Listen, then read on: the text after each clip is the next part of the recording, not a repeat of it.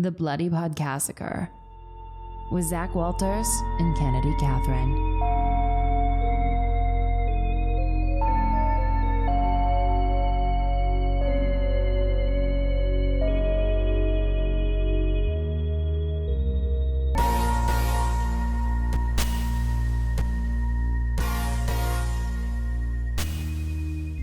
Hello.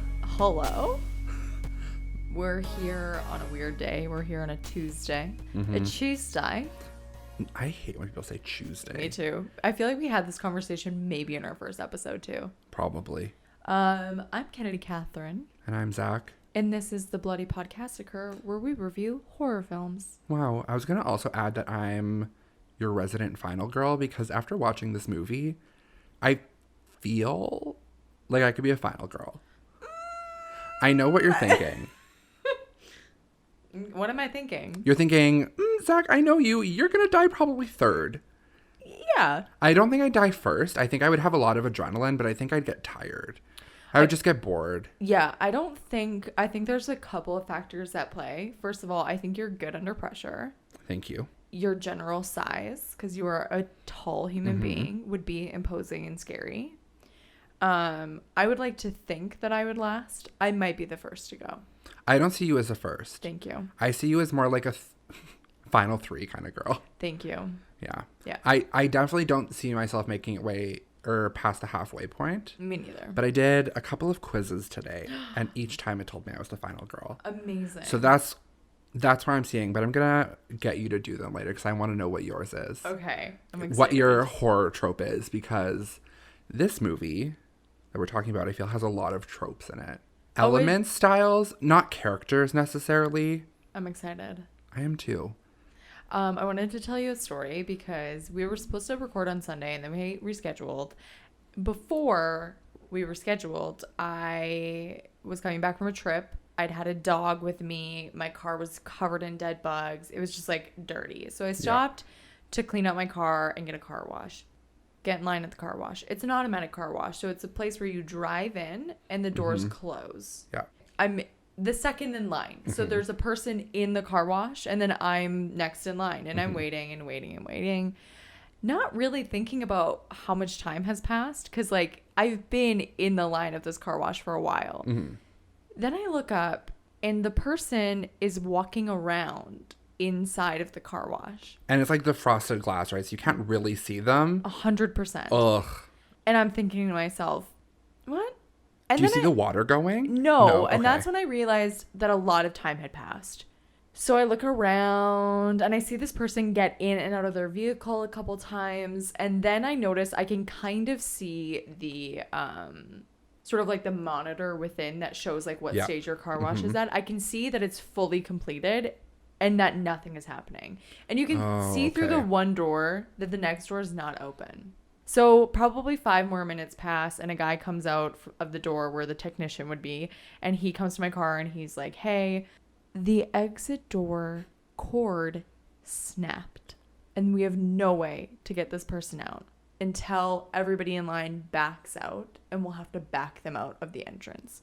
Oh my God. So by this point, it like quite a bit of time has passed since I've gotten there, since this whole thing has happened. There's probably a solid 12 cars in line. And so we all had to back out. It was a maneuver. And I could not help but think, this is how Final Destination starts. Yep. Or like, have you ever seen The Crazies, the reboot? I haven't. There's a scene where they're driving through a car wash and there's a zombie or like whatever it is crazy that is in the roof of the like car wash and it comes down onto the car and breaks the back window. No. So it's either or. It is a death situation. Yeah, it's a death trap. I think about that a lot at the car wash. It's so scary. Yes, some very nefarious activity could happen in there on multiple levels. Because at one point, your car is completely covered in suds. You can see nothing coming at you. Nothing. It's like kind of gray and you're like, it's cold. You're just in a enclosed building. Yeah. Terrifying. But no, we all just backed out and left. Nice. Did y'all get a refund for your... Funny story. So the people who were in line, the codes that they had would all still be usable because they don't expire. But you typed yours in. But I typed mine in. So when the technician came to speak to me, he said to me, you can just go inside and just get them to print you a new number. For most of the time, I just blow stuff like that off. But I actually needed windshield wiper fluid, so I went in, got windshield wiper fluid, and then asked for the code. But because I had gone to go get the fluid, it took me a second, and when I came up, there was a guy saying to them, I put my code in already, so I should get a free car wash. And then I realized, like, I need to go up and kind of say the same thing right now, so I just need to step in. So I was not in the mood. So I just, like, kind of stepped up behind him and was like, okay, actually, as the person who put their code in, I'm going to be the one that needs the new code. And then the technician walked in and he just heard that part. He's like, yeah, just get her a new code. And when I turned around, the guy, like, just walked out. Swindling little liars and cheats. And I mean, you know what? Good for him for trying. But also get wrecked. It's a $13 car wash. I know. Come on. Like, if you think that you should get a free car wash for your inconvenience because we all had to back out, that's one thing. Come in and fight the system, I guess. Don't try to take my car wash away from me. No. Rude. Riveting content. Riveting content from two people who really don't care about vehicles talk about vehicles. That's our new podcast. Podcassacre. Should we just get into this synopsis? Yes. Okay. What's the movie we're doing? Oh, geez, Louise. It's called You're Next. Thank you. Just thought I'd get that in there. Also, 2011. 2011, but released in 2013, but yes. Still, like, aging well. In terms of just kind of general cinematography, even like fashion, I didn't really have a good sense of when this movie was supposed to take place. No. Realizing it was made in 2011, 10 years ago, was 15. Nope, that's not my age anymore. I was 16 when this movie was made. Yes, but it came out when I was 18, so. And if you do the math, I am 26. Thank you for doing that for us. You're so welcome. So this movie has a lot of characters in it, and a lot happens. And a lot of names that you just don't pick up on very easily. Right. So this is one of those times where I took it upon myself to just write my own synopsis that is just going to simplify it for everyone. So I'm not going to name everyone, but you will get the gist of it. So we open up on two people in bed, and there's a very satisfied looking man and a very unsatisfied looking woman. Typical. He ventures into the shower, she ventures out into the living room, and eventually he stumbles upon a gruesome scene where she has been murdered. You're Next has been written in her blood on the window, and then he is also killed. Cut to mom and dad of the wealthy Davison family who are driving up to their rural vacation home to celebrate their 30th anniversary. Visiting to celebrate with them will be their 4 kids, 3 sons, and 1 daughter, along with their respective partners. We're first introduced to Crispin and his girlfriend Erin, who will be meeting the family for the first time. These are our sort of focal points. Over the course of that first day, we can sense a sort of competitive tension between Crispin and his older brother, Drake. These are the most classic bougie white people names. Crispin was really driving me nuts. Yeah, I hated the name Crispin with all of my heart. And did you have subtitles on? Yes. And it was spelled Crispin. Did you notice that? Mine was spelled Crispin. Crispin. Mine was Crispin. Interesting. Were you watching it on Prime? Yeah. Weird. Maybe I didn't notice it because I just watched the credits like 10 minutes ago, and in the credits they had it spelled right, so... So all of the tension comes to a head at dinner when the two brothers begin to argue over a petty comment. But the heated moment is interrupted when a crossbow bolt comes through the window, striking the Davison daughter's boyfriend, killing him immediately. The family struggles to get out of the room as bolts come through the window, but they all make it into the foyer safely, aside from Drake, who's hit in the back with a bolt, alive but hurting. Can I just pause you for a second? Sure. Can you define a bolt? A bolt is what goes in a crossbow. It's not an arrow? No. I was like, who's Bolt? And why is there so many of them? Who is Bolt? And why is he coming through the window? Bolt is a hard word to say. I've been struggling. Bolt. Yeah. It's crossbow bolt that is difficult to say. Sounds like you're trying to say boat. Yeah. So the group discover that none of their phones are working anymore, and they decide they need to send someone out to get one of the cars. The daughter decides that she can make a run for it, but when her brother and her father open the door at the last moment, intending to immediately close it behind her, she's killed by a wire strung in front of the door that slashes her neck. From there, the house descends into chaos. Next, the mother is killed. One of the brothers' wives takes a run for the neighbors but is killed along the way. Crispin decides to leave the house for help, leaving behind his girlfriend Erin, his father, and his brother Felix, along with Felix's girlfriend Z and the injured Drake. Felix and the dad work their way upstairs where a masked murderer slits the throat of the father. It is in that moment that we realize this entire attack was orchestrated by Felix and Z. Keeping up the facade a little longer, Z helps Erin set some traps around the windows and listens as Erin confides in her that she was actually raised on a survivalist commune until the age of 15 when she moved to America. At the same time, Felix kills his oldest brother Drake in the basement, leaving Erin alone with the two, plus their hired killers. The rest of the movie becomes a battle of wits and skill. Through many alarmingly impressive stunts, Erin is able to kill the two masked murderers. She fits a blender over Felix's head and blends until he's dead, and then stabs Z in the top of the head. As she sits in the carnage, Felix's phone rings. Erin answers it silently to find her boyfriend on the other end, asking if everything is finished. She doesn't answer, and he lets himself back into the house to find her there, covered in blood, everyone else dead. He reveals the whole thing was a scheme to get him and Felix their inheritance money, but he'd orchestrated it in a way where Erin was never supposed to be hurt. He tries to apologize and talk her down, but the disgust has already settled in, and there's only one answer left. Erin stabs him in the eye. Just as she does, she's hit by a bullet in the shoulder. In the window, we see a police officer who's come across the scene and watched her kill Crispin. The police officer works his way to the front door as Erin yells at him to stop and wait. He doesn't, and the movie ends as he falls victim to one of Erin's last traps, an axe rigged to the front door. You're next. Me? I'm next? You're next? Literally every time that the words "you're next" or me thinking about it, I was like, I'm next? You should be. Honestly, please. You look like you could be a brother in that family. That is not a compliment. I didn't mean it as one. Okay. I gotta say, big fan. And you know what? Lots of people hate this movie. So I gotta say this. So when I first started the movie, I didn't think I'd seen it, and I loathed the first 30 minutes. I thought the acting was poor. I thought the cinematography was poor. I couldn't tell where the story was going. Mm-hmm. Everything about it just kind of annoyed me. And then I took a break, stepped away for probably an hour, and when I came back and turned it back on, I was glued. One of those moments where you're like, you don't even look at your phone, you don't think about anything else. Like, I was invested after that. Well, it's one of those movies where the dialogue really doesn't matter. They just have it there so they can fill space. Mm-hmm. The first bit is so boring. It's just It's not that it's painful. boring. It's just like it doesn't move the story along because Right. there's just people fighting. And it's not that any of these people are poor actors. Like, the mother, for instance, is actually like a pretty prolific horror actress. The father, he's a pretty recognizable actor as well. It's something maybe about the editing to me felt odd. Like, it felt as if they left a lot of space between people's words. And a lot of the dialogue I know was improvised. There was a baseline script, but they were just like having a conversation. And usually I find that lends to a very natural feeling. And I did not feel that way.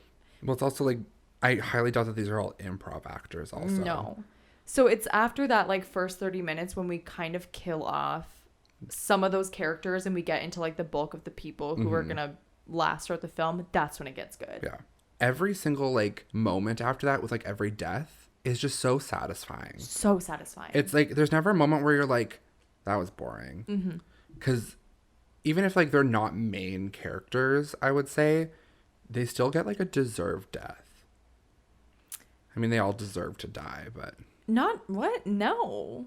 A deserved death? You're right. Sorry, I keep thinking that the whole family is in on it. Right. But it's not. No. So they don't deserve to die. They don't. However, I will say, if you have a house like this... Let us know. Well, also, you're an automatic target. Like, maybe don't be living lavish and you won't have these problems. Also, it's like they're in the city. No, they're not. They're in a rural area. Oh. It's supposed to... I don't know where it's supposed to take place per se, but it was shot in Missouri in a rural area. Because I was like, they have neighbors. Yeah, I think it's supposed to be sort of like a sleepy lakeside town situation where like the okay. nearest neighbor would be like maybe like a mile down the road kind of thing. I see. Yeah. That makes sense. I do think, though, that not necessarily soon, that like this movie and Ready or Not are going to be like similar cult classic films. Mm-hmm. It's going to be like a double feature kind of thing because they're pretty much similar. One is more just like slasher. They're both slashers, but one ends more, what's the word I'm looking for? Well, one is way more like high production cinema. Yeah. Ready or Not, which is a great movie. It is. But that one ends more like it's still demonic. Oh, right. I always forget that one has almost like a... It has a supernatural. Yes, thank you. Supernatural ending. So we have this character, Aaron, who conspicuously just grew up in a survivalist commune, so she's able to kick ass throughout this entire movie.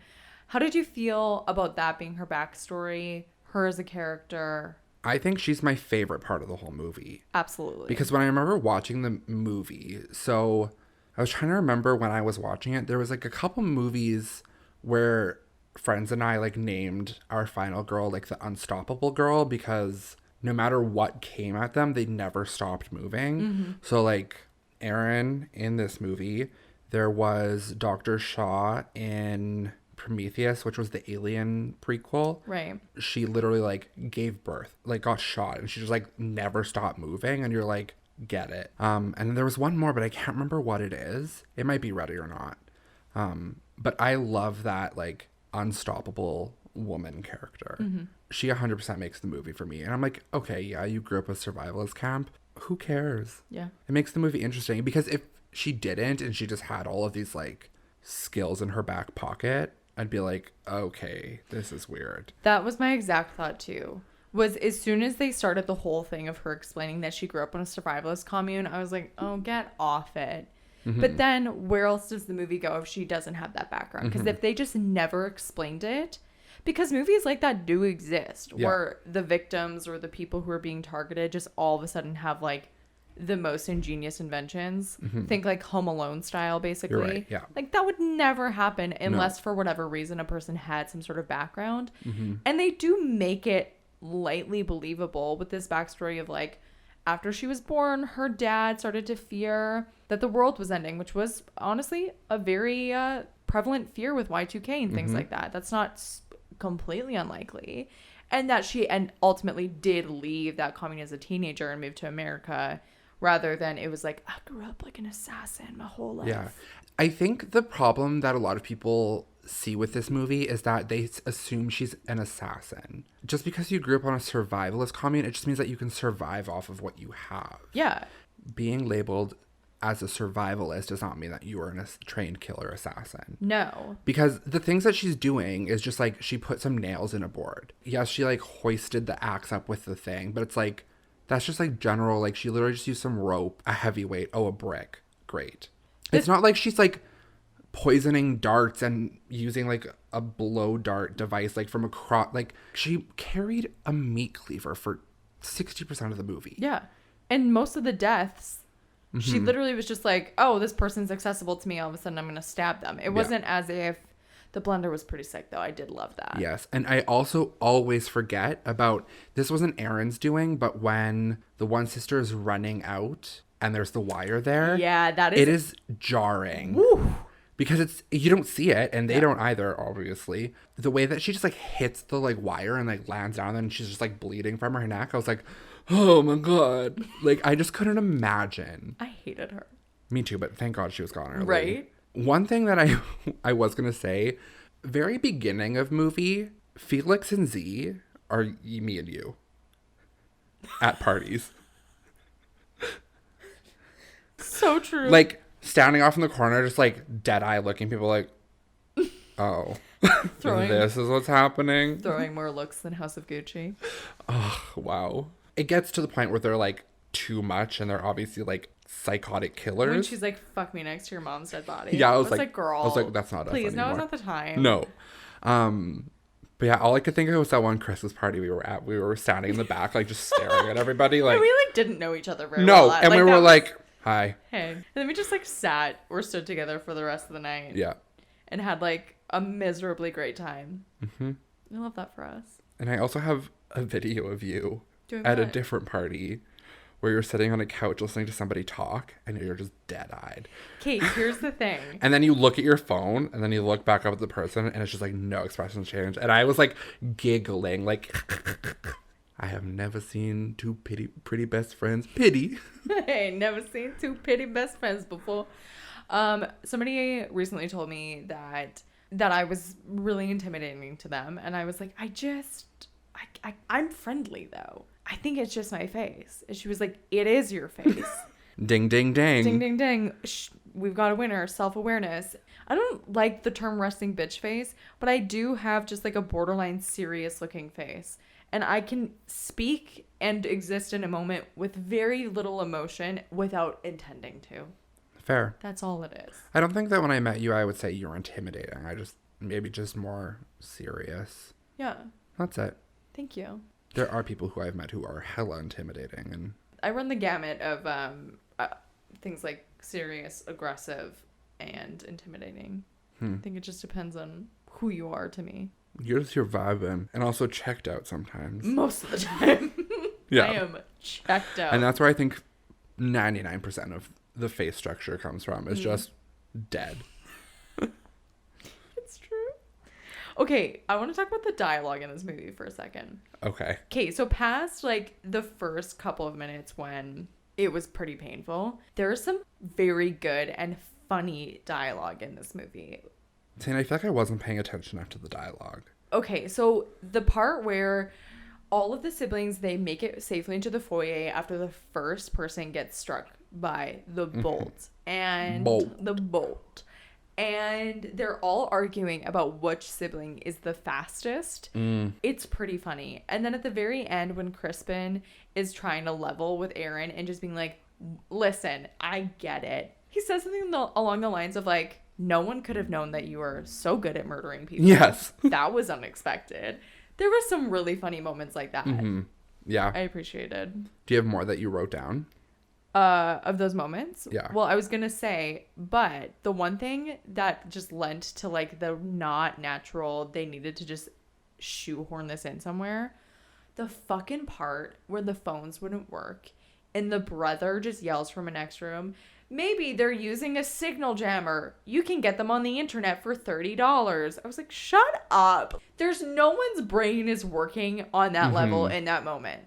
Unless they're the one who did it. Yes. True. Good point. Who was the one who said it? Do you know? Felix. So that's that's actually why. a good point. Shit, you're right. But true. Also, it's like, shut up. Yeah. But he did have the signal jammer, so.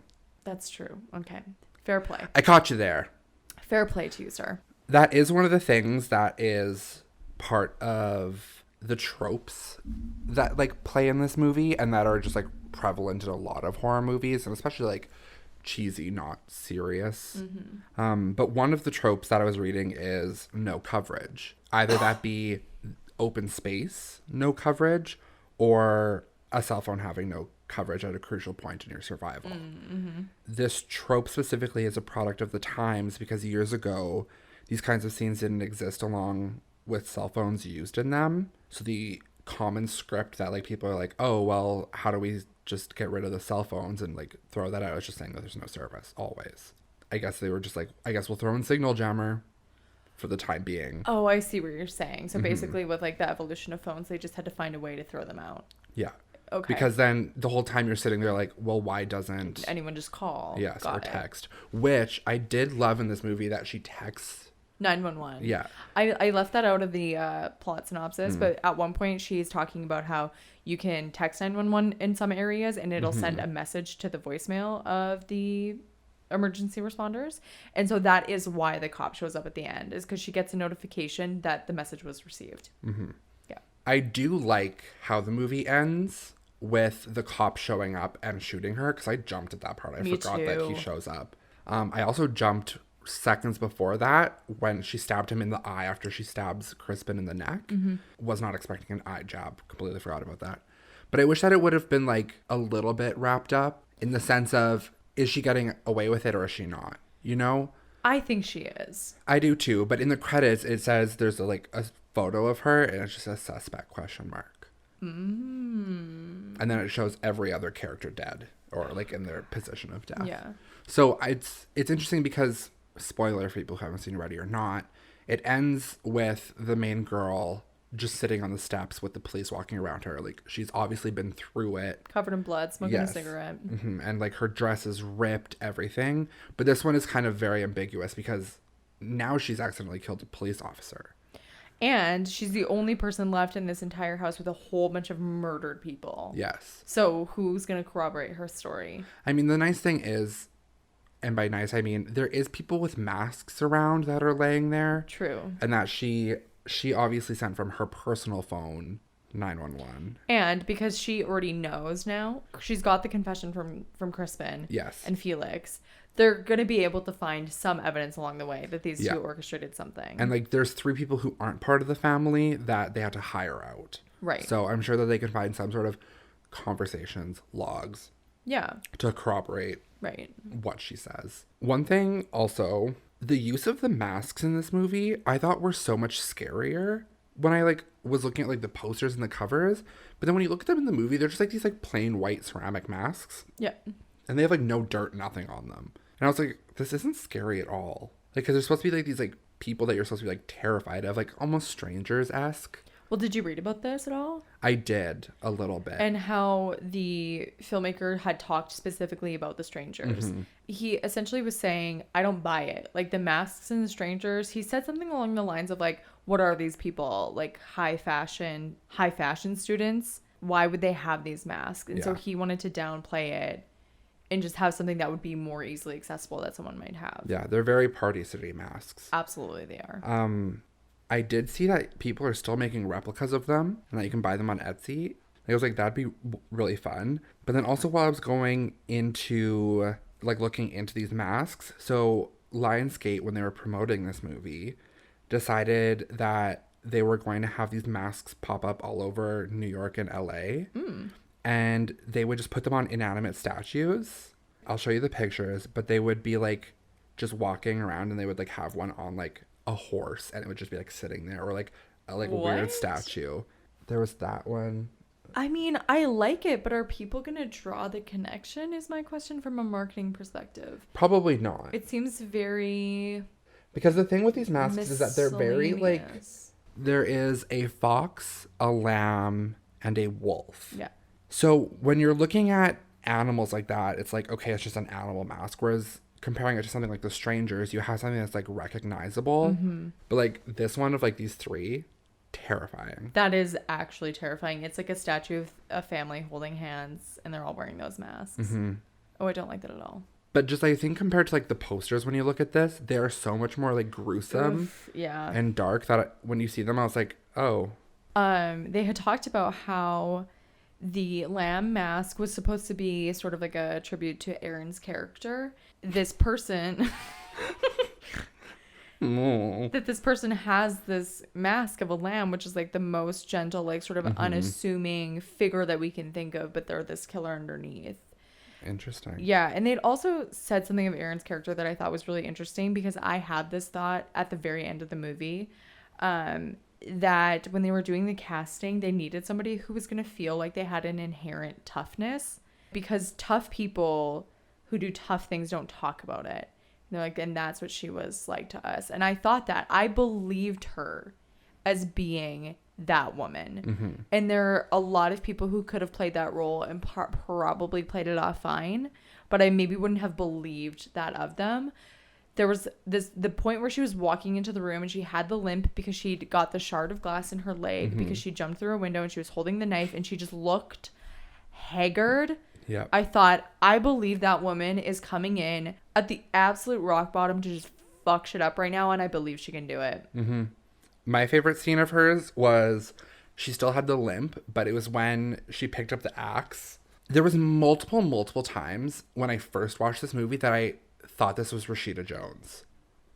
Interesting. I don't know why, but I was like, oh, Rashida Jones. And I was like, No. that is not Rashida Jones at all. It's really not. But do you know where I do know her from? Step Up? Step Up 3D. Yeah. What a random film. Do I not look like I would be in Step Up today? Yes, very much so. Yeah. The Step Up movies, iconic. Iconic. Step Up to the Streets, the best one. Do you want to step up into the streets? No, I would die. I'm also so tired. I can't do that. I know I said no more tropes, but we're bringing back the trope because Erin is our final girl in this movie. And earlier I said that I did 2 quizzes because one was about what stereotype you are, and then one was which horror movie archetype you are. Okay. And I want you to do both of them and walk us through them. Okay, well, can I share my 2 final notes before I do? Yes. 2 things. One sort of continuity issue for me that I cannot figure out is that at the very beginning, I think it's a CD, but it might have been a vinyl, but I'm 95% sure it's a CD. It's a CD, yeah. Thank you. In the very beginning, this girl, she puts on this CD, and it's the Dwight Twilley Band, Looking for the Magic, which is a great song that is now ruined for me. And they play it all throughout the movie. What happens is she puts it in, as we kind of revisit that house once or twice. The song ends and begins again, and so on and so forth. What CD in human history has one song on it that starts and begins again? On a loop. A burnt CD of one song. The thing is what I assumed was that they pushed repeat or it was damaged in them fighting. I don't buy it. But it's also such a good way to only have to pay for one song. So true. You know? So true, bestie. The other thing is that I just simply did not believe that woman who was playing the mother was old enough to be at her 30th wedding anniversary or the mother to those children. No. She looked crisp as a baby. She looked a solid, I would say, I would peg her tops 50. Yeah. But the thing is, she could have got married at 20, had all of her children young. That's true. Wow. Good point. 30 is not that much it seems like a lot. Yeah. But when you add it to like just 20 and she's 50, it's like, okay, well. Yeah, I guess that makes sense. But I'm saying 50 at the tippy top. Yes, like just 50, but because she also has what, 5 kids? 4. And they look like they range between 40. Yes, to like 29. Yeah. Yeah. So. Barbara? What's up? Actually, her name was Audrey. Barbara is her real name. Yes. I just needed to get that out there because it was driving me wild in the beginning. You can't really tell when she's like made up to look like that matriarch. Like she's very buttoned up and her hair is she's got a very severe face and they put her hair up. But there's that one part where she comes down in the middle of the night and her hair is down and she's wearing a nightgown. And I was like, who is this like teenager? Also, yeah, why did she put on a nightgown? Whatever. Rich people. Is that what they do? Wear nightgowns? While someone was stabbed. In their summer homes? I guess so, whatever. Okay, give me some quizzes. Okay, I'm going to read them to you. Okay, Quizmaster. Yes. So this one is the stereotypical horror movie character are you? Okay. So the first one. Yeah. You're starting your road trip to camp. Which song are you picking to start your playlist? Time of the Season by the Zombies, Cherry Bomb by the Runaways, Golden Years by David Bowie, The Stroke by Billy Squier, Moving in Stereo by the Cars, Sweet Virginia by the Rolling Stones. There's a lot. Don't Fear the Reaper by Blue Oyster Cult, or Hurdy Gurdy Man by Donovan. This is so hard. It's either Billy Squier, Cherry Bomb, or Blue Oyster Cult. We're going to go Cherry Bomb. That was the one that really hit for me. I also picked Cherry Bomb because I couldn't name a single other song out of these. I just don't, the titles didn't stick out to me. You would know them. I recognize bands, but I was like, I don't know. You'd know Time of the Season. What's your name? Who's your daddy? Huh? What essentials are in your travel bag? A nail file, travel guide, and hiking boots? A yoga mat, cherry chapstick, and soy nuts? A pack of chewing gum, expensive moisturizer, and pepper spray? A beloved sweatshirt, spray-on deodorant, and quality earbuds? A laptop, Swiss Army knife, and thermal leggings? A lighter, essential oils, and a paisley bandana? A stickered covered thermos, hair gel, and an old scrunchie? Or a flask, Band-Aids, and mosquito spray? I'm the pack of chewing gum, expensive moisturizer, and pepper spray. For sure. I picked beloved sweatshirt, spray-on deodorant, and quality earbuds. That was my second choice. Okay. If you had to pick an 80s slasher, what would it be? Halloween, Slumber Party Massacre, Friday the 13th, My Bloody Valentine, Nightmare on Elm Street, Prom Night, Final Exam, or Sleepaway Camp? Sleepaway Camp. I also picked that because I just watched it. It's very good. Okay, so what's your weapon of choice to fight the bad guy? Shotgun, axe, flare gun, knife, chainsaw, machete, hammer, or metal chains? Shotgun. Machete. Which camp activity do you sign up for first? Yoga, board games, canoeing, archery, scavenger hunt, swimming, arts and crafts, or hiking. Yoga. I picked archery. Really? Yeah. Have I you just ever feel done like yes. I used to be in an archery club in elementary school. Of course. That and chess club and plant club. Stop it, Zachary. Okay, so it's close to midnight, and all of the lights are out. You're asked to go fix the breaker box half a mile away from your cabin. What do you do? The lowdown is either you go and do it, or you go with somebody else, or you panic. I would say I'm the first one. I just do it prepared with like a flashlight and a weapon in hand. Okay, I think I picked you're paranoid enough that you don't go alone and you ask for a fellow counselor to come So with in you. this scenario, I am myself, right? I'm not a Yes. child. No. Oh, then yeah, for the first one for sure. I'm still bringing someone with me. I have spent so much time alone. I'm not that nervous about it. Okay. Why are you being a counselor for the summer? You spent your summers in various camps. Why not be a counselor? Your friends are out of town. You have nothing else to do. Student loans don't pay themselves. You're fresh out of high school, need the money. You need the cash to pay rent. Your liberal arts degree isn't exactly bringing in the job offers. Getting paid to play in paradise, yes please. Or you owe a friend a favor. Liberal arts ain't gonna pay for itself. Ain't paying the bills. I can't remember what the answer was. Yeah. I don't remember which one I picked. I mean, none of those really hit for me, but that's probably the most likely. Yeah. So it's the night before the campers arrive. What are you doing at the campfire to celebrate? Hanging out, drinking a beer, that's you.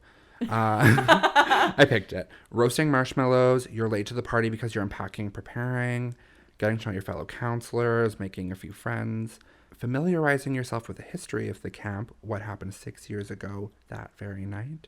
You're watching a movie. You're smart enough to bring your projector, however your choice is Friday the 13th.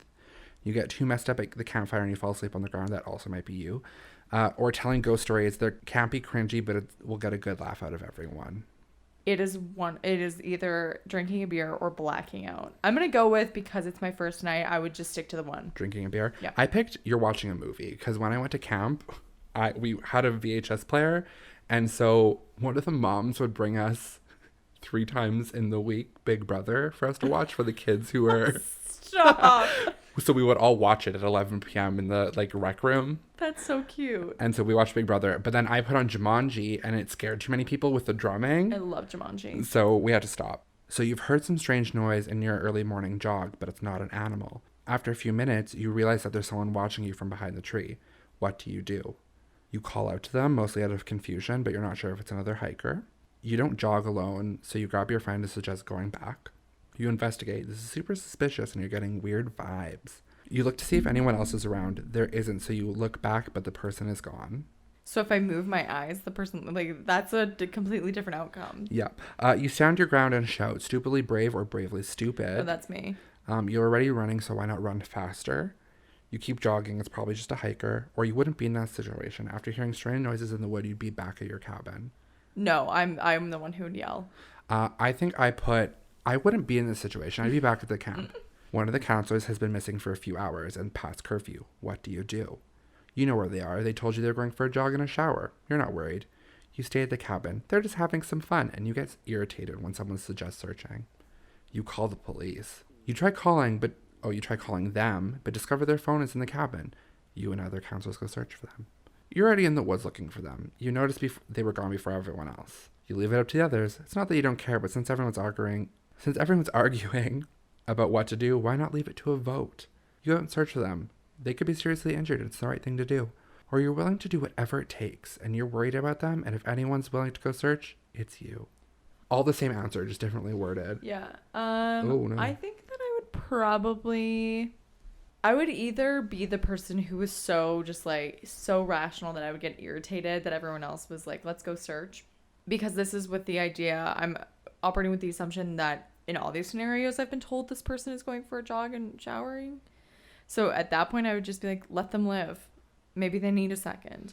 But if I didn't do that one, I would be the person who was already out just kind of looking around. Not making a scene, but just wandering the woods. Lastly, Okay. the worst has just happened to you. Oh, God. You've been attacked by a masked stranger wielding a chainsaw. Shit. Unfortunately, you've been separated from the group and are trapped with a badly injured counselor. What do? Leave him behind. That's it? Well, give me the other options. Okay, sorry. You hide. It's not easy fitting 2 people in whatever hole you decide to burrow in, but it'll work until someone finds you. You go to the infirmary. It's stocked up with whatever help that will help your friend's injury fast. You find weapons. It's every man for themselves out there. You give a counselor a weapon and go your own way. Yes, that one. That one? Yeah. You and me, baby. We're final girls. Hell yeah, dude. So it's a street smart skeptic. Mm-hmm. It's not a surprise that you made it. You have all the qualities that create the perfect final girl. Self-involved and armed with a hatchet.